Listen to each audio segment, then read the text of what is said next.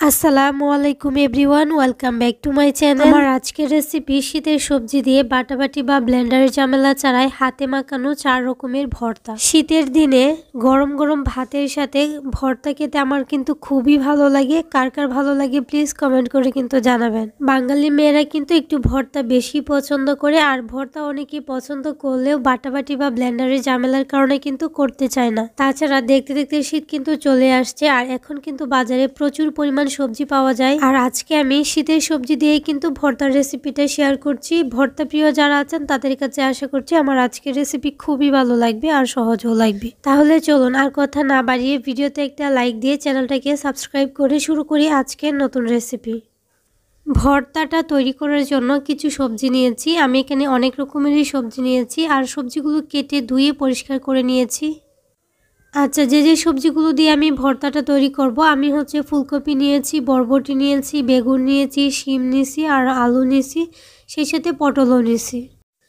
আলু কিন্তু আমি আলাদা ভর্তা বানাবো না, অনেকটা ভর্তায় আছে যেগুলোর সাথে আলু যদি মিশিয়ে দেন খেতে কিন্তু দুর্দান্ত লাগে। তো এগুলা আমি একটা কড়াই নিয়েছি, আমি সবগুলা কিন্তু একসাথে সিদ্ধ করে নিব। আচ্ছা, আমি যেভাবে এই সবজিগুলো সিদ্ধ করে নিব, সবজিগুলো কিন্তু সিদ্ধ হওয়ার পর এই কড়াইয়ে কিন্তু ভেজেও নিব। সেটা কিভাবে করবেন, এই সবজিগুলো সিদ্ধ দেওয়ার সময় এখানে অল্প একটু তেল দিয়ে দিবেন আর পরিমাণ মতো পানি দিবেন, যাতে সবজিটা একদম সিদ্ধ হয়ে যায় আর পানি একদম টেনে যায়, মানে পানি আর না থাকে। দেখেন, তো এ পর্যায়ে আমি এটাকে নেড়ে চেড়ে কিছুটা সময় ভেজে নিব, যাতে সবজি থেকে একদম পানিটা শুষে নেয়। সবজিটা কিন্তু হয়ে গেছে, এটাকে একটা সাইডে রেখে দিচ্ছি। আর এখানে দেখেন ধনিয়া পাতা নিয়েছি, কাঁচামরিচ আর পেঁয়াজ কুচি, আদা কুচি, রসুন কুচি, শুকনো মরিচও নিয়েছি। প্রথমে সবগুলো কিন্তু ভেজে নিব। আমি একটা একটা করে ভেজে নিয়েছি, যেহেতু শুকনো মরিচটা খুব তাড়াতাড়ি হয়ে যায়, যার জন্য চুলায় একটা কড়াইয়ে অল্প একটু তেল দিয়ে দিচ্ছি। চুলা আঁচটাকে মিডিয়ামে রেখে আমি মরিচগুলোকে ভেজে নিচ্ছি। মরিচগুলো হয়ে গেলে কাঁচামরিচগুলো দিয়ে দিচ্ছি। কাঁচামরিচ ভাজার আগে কিন্তু কাঁচামরিচের লেজটা ফেলে দিতে হবে, না হলে কিন্তু ভাজার সময় ছিটে পড়ে যাবে। তো কাঁচামরিচগুলো একটু কালার আসলে আমি এখানে রসুনগুলো দিয়ে দিচ্ছি। রসুনগুলো হতে কিন্তু একটু সময় লাগবে। কাঁচামরিচগুলো আমি সরিয়ে নিচ্ছি, রসুনটাকে একটা সাইডে করে দিচ্ছি। আর এখানে আমি নিয়ে নিয়েছি আদাটাও একটু ভেজে নিচ্ছি। সবগুলো কিন্তু আমি ভেজে নিব, আর ভেজে না নিয়ে যদি কাঁচা ইউজ করেন তাহলে কিন্তু এটা সংরক্ষণ করে রাখতে পারবেন না। আদা রসুনটা যেহেতু একটু শক্ত টাইপের, তার জন্য আমি এটাকে ঢেকে 1 মিনিটের মতো মিডিয়াম টু লো আছে রান্না করে নিয়েছি। তারপর নেড়ে চেড়ে আদাটাকে আমি সরিয়ে নিয়েছি। আর এখন দিয়ে দিব একটা সাইডে আমি পেঁয়াজ কুচিগুলো। এখানে 1 কাপ পেঁয়াজ কুচি আছে। অনেকেই ভর্তার মধ্যে কাঁচা পেঁয়াজ খেতে পছন্দ করেন, তবে আমি কিন্তু এগুলাকে হালকা একটু ভেজে দিব। এই পেঁয়াজগুলো কিন্তু কাঁচা ভাবটা চলে যাবে, কিন্তু একটু কচকচা টাইপের থাকবে, একটু নরম হবে হালকা। তো দেখেন, একটু হলুদ দিয়ে দিয়েছি যাতে ভর্তার কালারগুলো সুন্দর আসে। ধনিয়া পাতাটাও একটু ভেজে নিচ্ছি প্রায় 30 সেকেন্ডের মতো। এটা টোটালি অপশনাল, চাইলে আপনারা স্কিপ করতে পারেন। তো এগুলোকে একটা সাইডে রেখে দিচ্ছি। আমি বেগুনটাকে ভেজে নিচ্ছি। শুধুমাত্র এখানে হলুদ দিছি, লবণও দেই নাই। তো আর একটু মাছও দিয়েছি, এখানে মাছ অ্যাড করব। আপনারা চাইলে কিন্তু এখানে চিংড়ি মাছ দিতে পারেন। আমার হাতের কাছে চিংড়ি মাছ ছিল না, যার জন্য আমি এখানে যেটা ছিল ওইটাই দিয়ে দিচ্ছি। অল্প একটু লবণ দিয়ে কিন্তু আমি মরিচটাকে মেখে নিয়েছি। এভাবে যদি আপনি ভর্তাগুলো করেন তাহলে কিন্তু খুব তাড়াতাড়ি হয়ে যায়, আগে থেকে সব কিছু রেডি করে রাখলে। তো মরিচটাকে কাঁচামরিচ আর এই শুকনো মরিচ আলাদা আলাদা রাখছি, কারণ অনেকগুলো ভর্তা আছে যেগুলোর সাথে শুকনো মরিচ যায় না, আবার অনেকগুলোর সাথে কাঁচামরিচও যায় না। প্রথমে আমি শিম ভর্তাটা করে নেব। কাঁচামরিচ, পেঁয়াজ আর অল্প একটু শুকনো মরিচ নিয়েছি, রসুন নিয়েছি, সেই সাথে আলু আর শিম একসাথে আমি মিক্সড করে ভর্তাটা বানাবো। শিমের সাথে অল্প একটু আলু যদি দেন তাহলে এই ভর্তাটা খেতে কিন্তু দুর্দান্ত লাগে। তো এটাকে খুব ভালোভাবে হাতে চটকায় নিতে হবে। খুব ভালোভাবে হাতে যদি ভর্তাটা মাখানো হয়, এই ভর্তার টেস্টটাই কিন্তু অন্যরকম আসে। তো ভালোভাবে মাখানো হয়ে গেলে দিয়ে দিব ধনিয়া পাতা অল্প করে।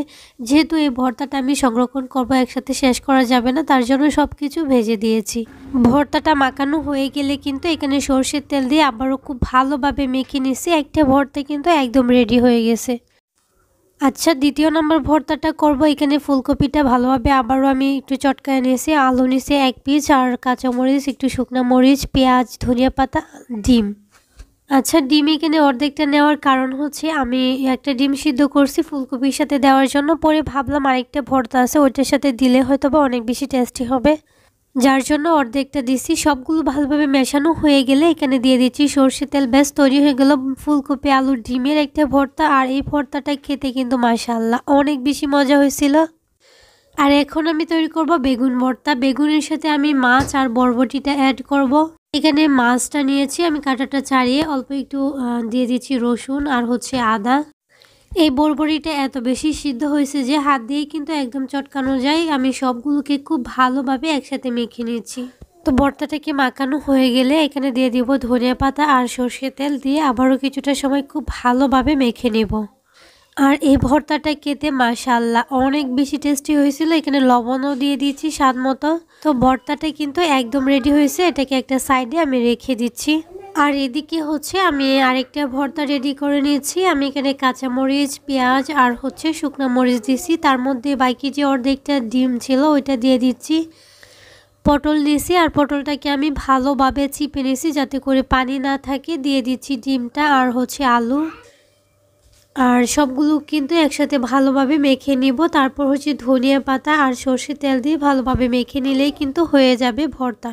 হয়ে যাবে ডিম আলু আর পটলের ভর্তা। এই ভর্তাগুলো একবার হলে বাসায় ট্রাই করে দেখতে পারেন। আশা করছি আপনাদের কাছে অনেক অনেক বেশি ভালো লাগবে, এমনকি কিছুদিন পর পর বানাতে চাইবেন। শেষে হচ্ছে তেল দিয়ে আর ধনিয়া পাতা দিয়ে আমি মেখে নিচ্ছি।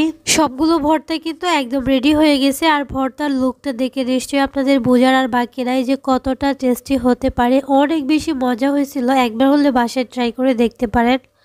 কোনো রকম বাটাবাটি বা ব্লেন্ডারের ঝামেলা ছাড়াই শীতের সবজি দিয়ে হাতে মাখানো 4টা ভীষণ মজাদার ভর্তা রেসিপি শেয়ার করার চেষ্টা করেছি। আশা করছি আপনাদের কাছে খুবই ভালো লেগেছে, সেই সাথে সহজেও লেগেছে। তাহলে আজকের রেসিপি এই পর্যন্তই। সবাই অনেক বেশি ভালো থাকবেন, সুস্থ থাকবেন। আল্লাহ হাফিজ, আসসালামু আলাইকুম।